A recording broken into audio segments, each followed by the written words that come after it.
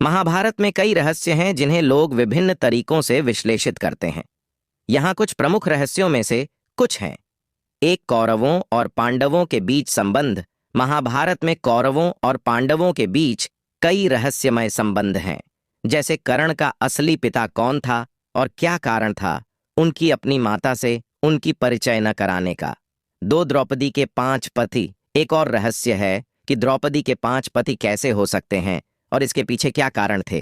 3, भीष्म का वर्धमान रहना। भीष्म पितामह को अर्जुन अपना असर्वश्रेष्ठ शिक्षक और सलाहकार मानते थे, फिर भी उन्होंने अपना वर्धमान जीवन बहुत दिनों तक क्यों बिताया।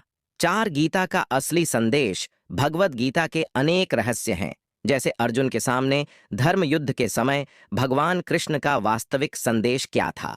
इन रहस्यों पर विभिन्न ग्रंथों, विद्वानों और शोधकर्ताओं के अनुसार विभिन्न संदेह और समाधान हैं। महाभारत में कौरवों और पांडवों के युद्ध के कई कारण थे। एक, राजनीतिक विवाद। धृतराष्ट्र के पुत्रों को राजगीत में पांडवों से प्रतिस्पर्धा का एहसास हुआ। यह विवाद उनके संबंधों में संकीर्णता और जल्दी से बढ़ती विरोधता के कारण हुआ। धर्म और न्याय का प्रश्न। पांडवों के साथ न्याय का अन्याय हुआ और वे अपने अधिकार के लिए संघर्ष करने को तैयार थे। 3, पांडवों के विवाह में अनुशासन भंग। द्रौपदी के 5 पति का विवाह पांडवों के अनुशासन भंग का कारण बना, जिससे कौरवों और पांडवों के बीच और अधिक तनाव बढ़ा। 4, पांडवों के अपमान। कौरवों ने पांडवों को वनवास और अन्याय किया, जो उनके स्वार्थ पर व्यवहार के खिलाफ था। दुर्योधन का अभिमान। दुर्योधन का अभिमान और स्वार्थ के लिए उनका संघर्ष एक बड़ा कारक था जो युद्ध के लिए बढ़ावा दिया। इन सभी कारणों ने कौरवों और पांडवों के बीच युद्ध को अटकल दिया। महाभारत में बहुत सारा विनाश हुआ। युद्ध के दौरान बड़े बड़े योद्धाओं का विनाश हुआ। उनमें से कुछ नाम शास्त्रहीन मृत्यु के द्वारा और कुछ युद्ध में घायल होने से हुए। युद्ध के अंत में बहुत से महान व्यक्तियों का विनाश हुआ, जैसे कि भीष्म, द्रोणाचार्य, कर्ण और दुर्योधन। विनाश का अर्थ सिर्फ शारीरिक नुकसान ही नहीं था, बल्कि यह आध्यात्मिक और सामाजिक स्तर पर भी हुआ। महाभारत में विनाश का परिणाम बहुत संवेदनशील और गंभीर रूप से दिखाया गया है, जिसने समाज को और भी गहराई से प्रभावित किया। इससे यह साबित होता है कि विनाश केवल शारीरिक विनाश से ही सीमित नहीं रहा, बल्कि यह आत्मिक और सामाजिक स्तर पर भी था। महाभारत में न्याय और अन्याय का विवरण विस्तार से दिखाया गया है। यहाँ कुछ मुख्य उदाहरण हैं। 1, धृतराष्ट्र का न्याय और अन्याय। धृतराष्ट्र ने पांडवों के साथ अन्याय किया और उन्हें उनका अधिकार छीना। वह धृतराष्ट्र के पुत्रों के पक्ष में पक्षपात करते रहे, जिससे न्याय का लिप्त होना संदिग्ध था। 2, द्रौपदी का अपमान। द्रौपदी का वस्त्रहरण महाभारत में एक प्रमुख घटना थी, जो कि अत्याचार और अन्याय का प्रतीक था। यह उनके अस्तित्व और सम्मान को पूरी तरह से ध्वस्त कर दिया। 3, युद्ध के नियम। महाभारत में युद्ध के नियमों का मानवता और न्याय के प्रति आदर दिखाया गया है। युद्ध में नियमों का पालन और उल्लंघन की सजा के बारे में विविध चर्चाएं हुई हैं। 4, भगवद गीता का संदेश।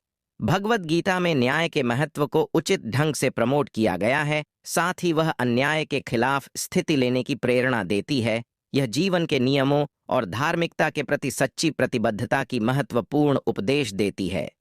महाभारत में न्याय और अन्याय का मुद्दा गहराई से उठाया गया है और इसे विभिन्न पात्रों के जीवन के माध्यम से प्रस्तुत किया गया है। दुर्योधन महाभारत में अपने अनेक पापों के कारण प्रसिद्ध हैं। उनके पापों में कुछ मुख्य हैं। 1, अधर्म स्थापना। दुर्योधन ने अपने पांडव भाइयों के प्रति अधर्मपूर्ण और न्यायहीन व्यवहार किया। उन्होंने पांडवों को उनके अधिकार से वंचित किया और अन्याय किया। 2, द्रौपदी का अपमान। दुर्योधन ने महाभारत में द्रौपदी का अपमान किया जब उन्होंने उसे वस्त्रहरण किया। यह अपमान धर्म विरुद्ध और अत्याचार का प्रतीक था। 3, भीष्म और द्रोण के परामर्श। दुर्योधन ने अपने गुरु भीष्म और आचार्य द्रोण को भ्रष्ट किया और उन्हें अपमानित किया, जो कि धर्म और गुरुभक्ति के खिलाफ था। 4, कर्ण के पराधीनता। दुर्योधन ने कर्ण को अपनी स्वार्थपरता में ले लिया और उसे उसके असली परिवार के बारे में झूठ बोलने के लिए प्रेरित किया।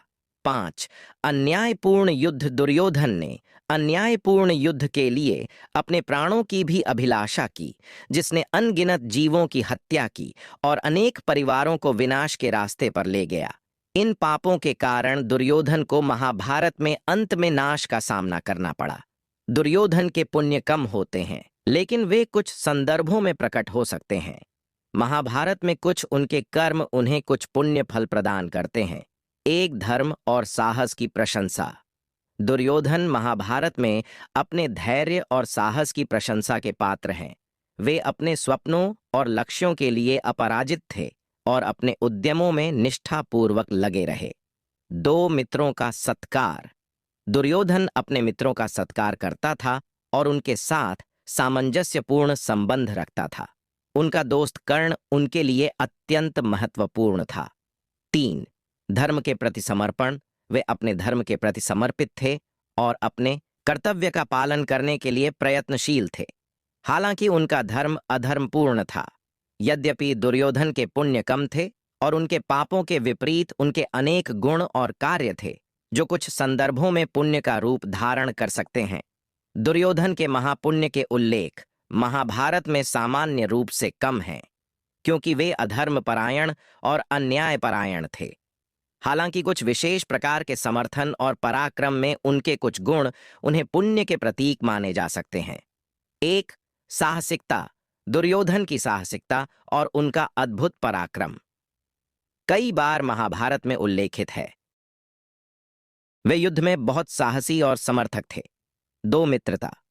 दुर्योधन का अपने मित्रों के प्रति स्नेह और सहानुभूति, विशेष रूप से उनके दोस्त कर्ण के प्रति उनकी मित्रता का प्रमाण है। 3, पराक्रम।